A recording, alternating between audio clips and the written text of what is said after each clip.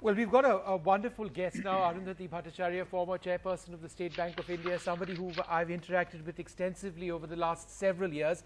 It's great to have you on this program and speak to you. In this pandemic, opportunities in urban areas, particularly in the services sector, has really gone down, hasn't it? There are hardly any opportunities now for quite a while. What do you think can be done to augment incomes and opportunities in rural India beyond only agriculture? Of course, there is agriculture, but something that can be sustainable in the rural economy beyond agriculture itself. So, in the rural economy, we definitely need to go beyond just agriculture. And it's something that I've been saying for a long time. Because, if you look at agricultural income normally comes in a kind of a bunch. So if you're, farming, say, for sugarcane, you'll get your money once a year. And then you have to properly husband it across the entire year in order to ensure that you have a proper lifestyle. And we know that where there is a lot more demand than income, it's difficult to husband cash. What are the income streams that we are seeing in the services area? So there are things like coaching classes, there are things like salons, there are things like eating places, there are things like providing food, catering for food to the houses. So there are all kinds of other activities that you can think about doing.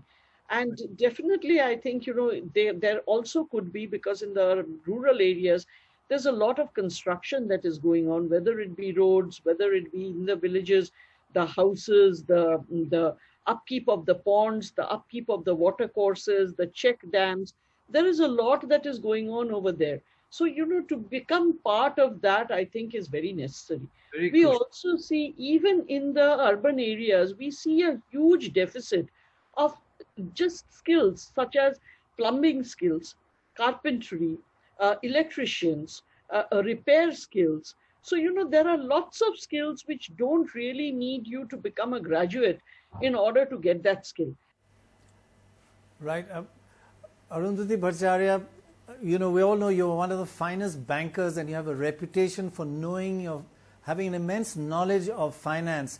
Can you explain to us a little bit how financial institutions, banks, etc., how to use technology to simplify, to get money to the villages, without human intervention?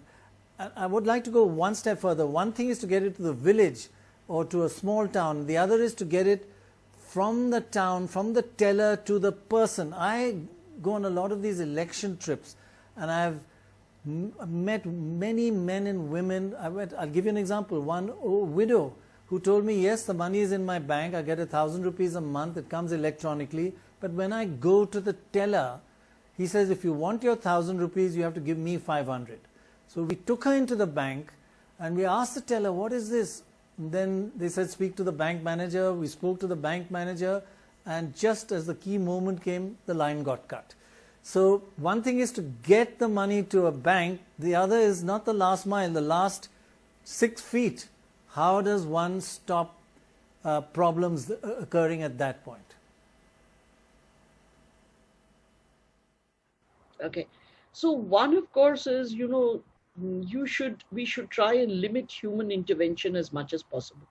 Today, for instance, just in order to take out money, you don't need to go to a bank. You can go to a ATM. Right. And, there are sufficient ways for us to teach these people how to operate an ATM.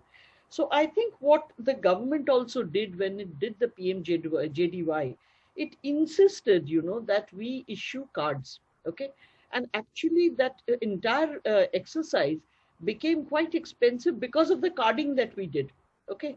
Right. Now, the problem with the cards is I am perfectly fine to give the cards. But at the end of the day, if it's an illiterate person, what that person is going to do is to hand over the card to a tout.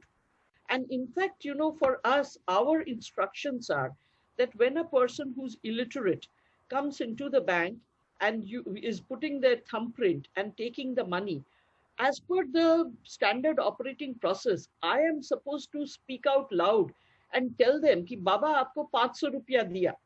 Why? Because he's got a tout to fill up that, and he's asked for 200 rupees. The tout has filled it up for 500 and is going to walk away with it. But you know, at the end of the day, the only way that this can come about is literacy. In fact, you know, a lot of people have often asked me the question, what is the cure of our ills, you know, of the country? And I have a one-word answer for that, and that is education. बहुत बहुत धन्यवाद अपनी राय रखने के लिए, और ख़ास तौर से शिक्षा कितनी अहम है जो आपने कहा।